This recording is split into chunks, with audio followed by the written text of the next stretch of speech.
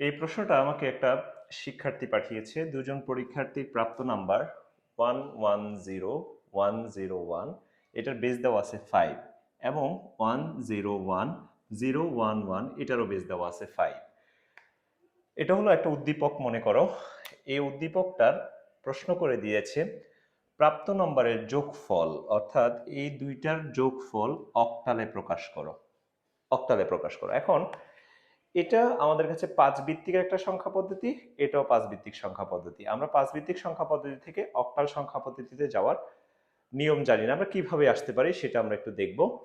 আমরা যে কোনো সংখ্যা পদ্ধতি থেকে কিন্তু দশমিকে যাওয়ার নিয়মটা জানি। তো যে কোনো সংখ্যা পদ্ধতি থেকে দশমিকে যাওয়ার নিয়ম কি? প্রদত্ত অঙ্কগুলোকে ভিত্তি দ্বারা গুণ করি। তাহলে 1 কে 5 দ্বারা গুণ করি, আর সংখ্যাগুলোর মধ্যে সম্পর্ক থাকবে যোগের। 5 plus 0 into 5 plus 1 into 5 plus 0 into 5 plus 1 into 5। একটা, দুইটা, তিনটা, চারটা, পাঁচটা, ছয়টা। ওকে, এবারে সর্বশেষ এলএসডি থেকে আমরা ভিত্তির পাওয়ার হিসেবে 0, 1, 2, 3, 4, 5 এটা দিয়ে দেব। তাহলে 0, 1, 2, 3, 4, 5 দিয়ে দেওয়ার পরে এবার আমরা এটাকে একটু ক্যালকুলেশন করে ফেলি। 5 বার গুণ করলে কতবার আসে? 5 5 25, 5 25 125, তার মানে 5কে আমরা 5 বার গুণ করি। 5 5 25, 5 25 125, 125কে আরেকবার গুণ করলে 125কে 5 দ্বারা গুণ করলে আসে 5 5 25, হাতে আছে 2, 5 দুগুণে 10, 625, 625কে 5 দ্বারা গুণ করলে আসে 5 5 25, হাতে আছে 2, 5 দুগুণে 10, 2 12, হাতে আছে 1, 3125।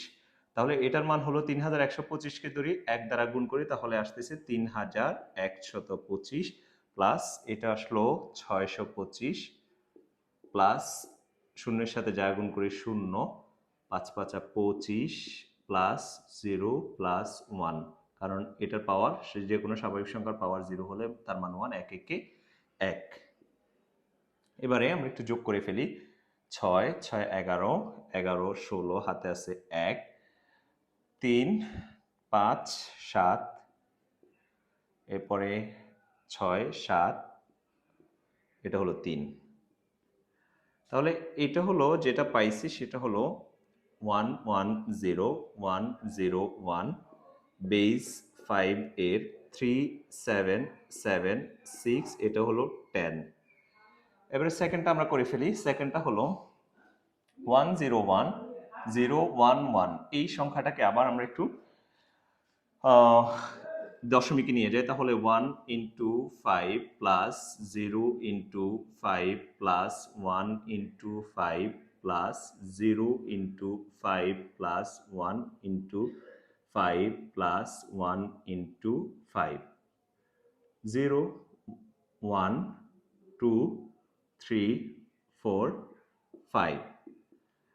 তাহলে এটাকে করলে আসে 31 25, আগের মতো 0, এটা আসে হচ্ছে গিয়ে 125, প্লাস এটা আসে 0, এটা আসে 5, এটা আসে 1।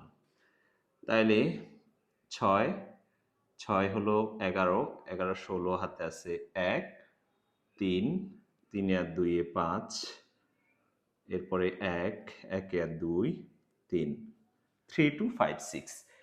এবার সুতরাং আমরা লিখতে পারি 101011, এটার মান হলো 5, এটার দশমিকের মান হলো 3256, এটা হলো দশমিক।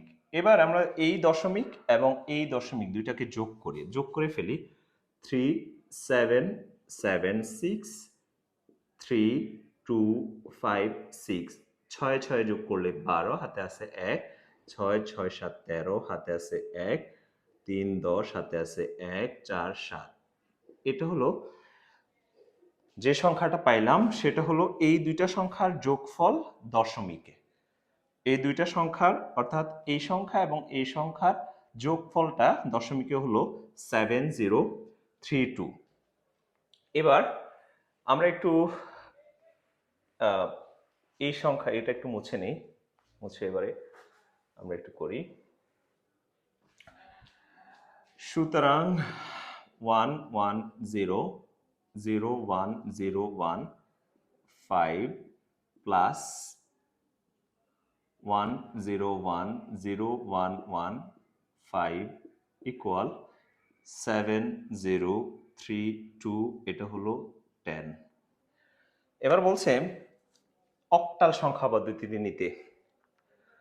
এই যোগফলটাকে কোথায় নিতে? অক্টালে। আমরা জানি দশমিক থেকে অক্টালে যাওয়ার নিয়ম হচ্ছে গিয়ে যে সংখ্যাটা থাকবে সেই সংখ্যাকে ভিত্তি দ্বারা ভাগ করব। অক্টালে ভিত্তি হলো 8, তাহলে 7032 কে আমরা 8 দ্বারা ভাগ করি। এক পাশে একটু রাফ করে নিই, 7032, তাহলে 7 8 56, 8 8 64, 8 9 72, তাহলে 8 8 64 থাকে 6, নামাইলাম 3, 7 8 56,